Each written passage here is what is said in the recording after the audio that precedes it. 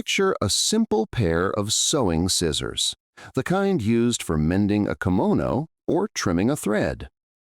Now imagine those same scissors being used to commit an act of shocking, intimate cruelty, to seize a tiny, trusting bird and sever its tongue.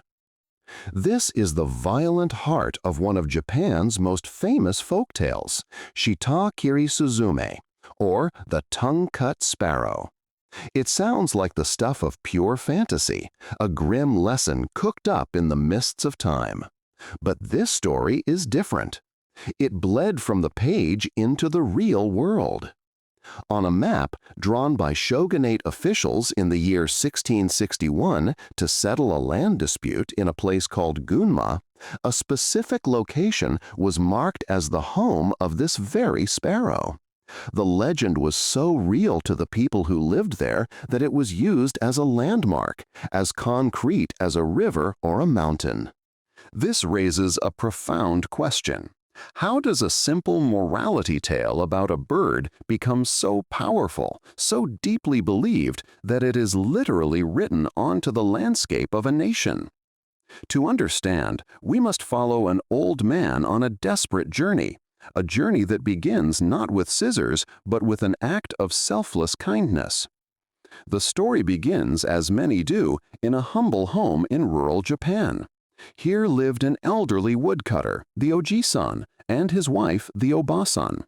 They were childless, a quiet tragedy in their world, for having no children meant a future without security, a lineage cut short. It was into this emotional void that a small sparrow flew. The old man began to care for the bird, not as a pet to be caged, but as a member of his family. He allowed it the freedom of his home and fed it grains of rice from his own meager bowl, treating it with a tenderness one might reserve for a grandchild. His affection was an example of mushin, a heart as open as the sky, with no thought of what it might receive in return. He was simply being kind for the sake of kindness. His wife, however, saw things differently. To her, the sparrow was not a companion, it was a parasite, a useless mouth to feed. Her resentment was rooted in a violation of the household's delicate economy of obligation. She saw her husband creating a social debt, an on, with a useless thing that could never repay it. This wasn't just an annoyance, it was a disruption of social order, a foolish investment of kindness in a creature that offered no return. This simmering tension between a spiritual and a material worldview was about to erupt into an act of unforgivable violence. One morning, the old man left for the mountains to gather firewood. His wife stayed behind to prepare a batch of rice starch, a valuable household product that required time and labor. This glistening white paste, used to stiffen fine linens, was a small symbol of their wealth, the tangible result of a harvest. While her back was turned, the little sparrow, perhaps driven by hunger or simple curiosity, hopped to the edge of the bowl and innocently pecked at the starch.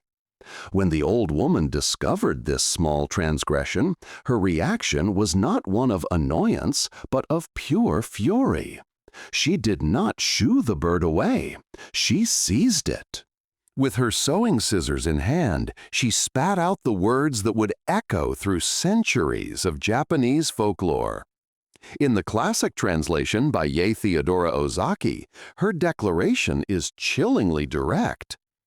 "I suppose you took my starch with that tongue. Now you may see what it is like to go without it." And with that, she snipped out the tiny bird's tongue and cast the bleeding creature out of the house. This was more than mere animal cruelty. It was deeply symbolic. By cutting the tongue, the organ of speech and taste, she was attempting to destroy the very two things that defined the bird's bond with her husband: its ability to communicate through its song and its ability to enjoy the sustenance he shared. It was a vicious attempt to silence nature itself. When her husband returned, calling for his friend, he was met with the cold story of what had been done. His heart broke, and he set out at once on a desperate search for the wounded sparrow. The old man's search was more than a simple walk in the woods. In the grammar of mythology, he was beginning a classic journey into the Ikai, the other world, the realm of spirits that exists just beyond the veil of our own. He wandered through forests and fields, chanting a simple, sorrowful refrain that became the rhythm of his quest. Where does the tongue-cut sparrow stay? Where does the tongue-cut sparrow stay? He was eventually guided to a dense bamboo grove. In Japanese folklore, such groves are liminal spaces, places that act as a curtain between the world of humans and the world of spirits. Only those with a pure heart, free from the corrupting influence of the material world, can find their way through. And because the old man's heart was pure, he did. He passed through the curtain and found himself standing before the Suzume no Oyado, the Inn of the Sparrows. Inside the inn, reality bent. The small, mutilated bird he had known was gone. In its place stood the lord of a beautiful manor, healed and dressed in a fine kimono, ready to welcome him as an honored guest. This was the true nature of the sparrow revealed. The old man was treated with the highest form of Japanese hospitality, omotenashi. He was served a lavish feast and entertained with the graceful Suzume Odori, the sparrow dance. This was not just a warm welcome, it was an act of ungeishi, the solemn repayment of a debt of gratitude. The sparrow was returning the kindness the old man had shown it, balancing the scales of obligation. As he prepared to leave, the sparrow presented him with a final test, a choice between two wicker baskets, or tsuzura. One was large and heavy, the other small and light. The old man, citing his age and frailty, humbly chose the small, light basket, asking for nothing more than he could easily carry. This choice was the ultimate proof of his selfless nature, his mushin. He was unburdened by desire.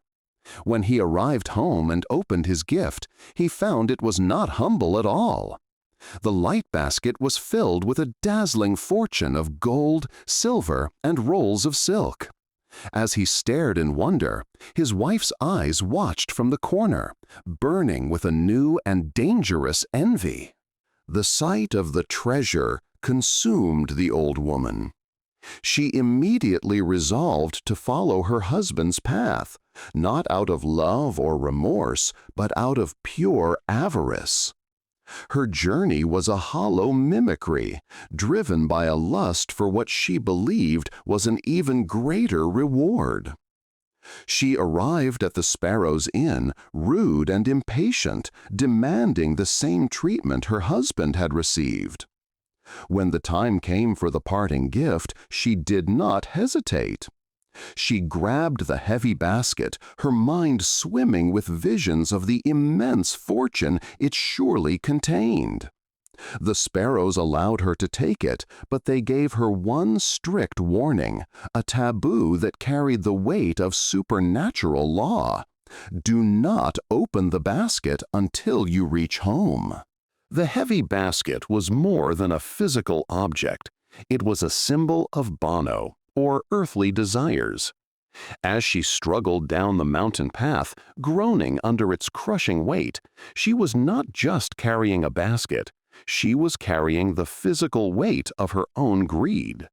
The burden and her own burning curiosity became too much to bear. She broke the one rule she had been given. This final, terrifying scene is not a random punishment.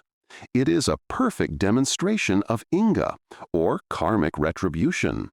The universe does not reward the old woman with what she wants, it rewards her with what she is. The contents of the basket are a direct reflection of the contents of her heart. She heaved the heavy lid open.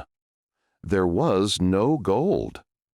Instead, a foul smoke erupted, and from it emerged a legion of horrors: vipers, centipedes, oni demons, and three-eyed goblins. The monsters were the externalization of her own inner poison. The vipers that sprang forth were the venom in her words. The demons were her own cruelty given form.